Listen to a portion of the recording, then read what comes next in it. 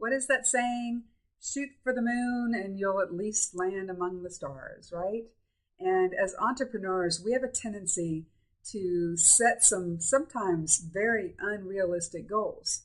We always, I believe, underestimate the time required to do something, and we overestimate what we can accomplish in that amount of time.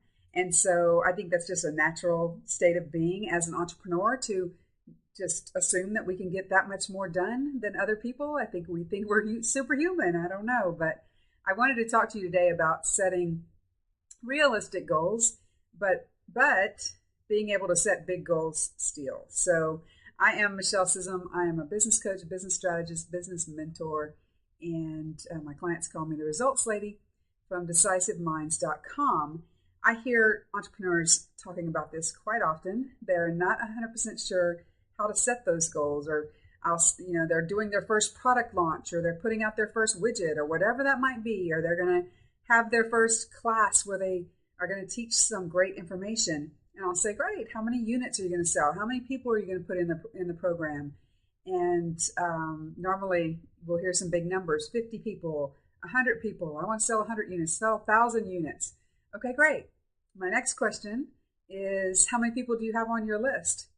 How many people do you have as connections on social media, on paying attention? Who's your community? How big is your community out there? How many people are already partners with you that will go out and promote for you?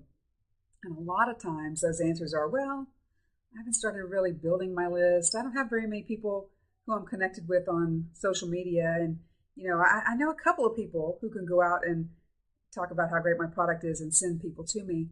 And when I hear that, I go immediately to the fact that they have set very unrealistic goals for themselves, and they're setting themselves up for disappointment. So how do we know when we're setting big goals or unrealistic goals?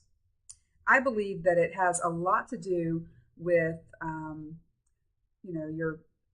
the biggest size of your audience, the size of your community, but then also your willingness to put yourself out there. So, do you have to have a list? There's debate on both sides. Some people say you can make a lot of money from a very small list. Some people say you have to have a big list. I say it's all depending on how committed your list is. Do they open the emails that you send? Do they respond? Do they take action?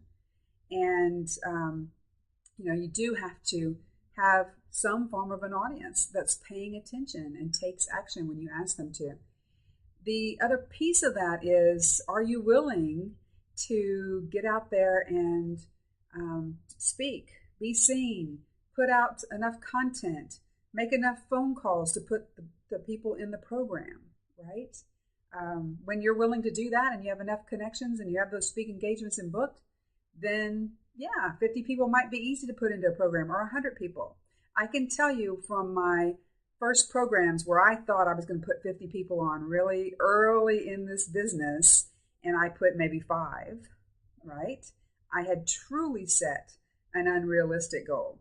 Now, I still want you to set big goals, because here's the thing. I still believe you got to shoot for those bigger, you got to push yourself, right? You got to step outside the box, but just don't make them so unrealistic that you want to give up when it doesn't work.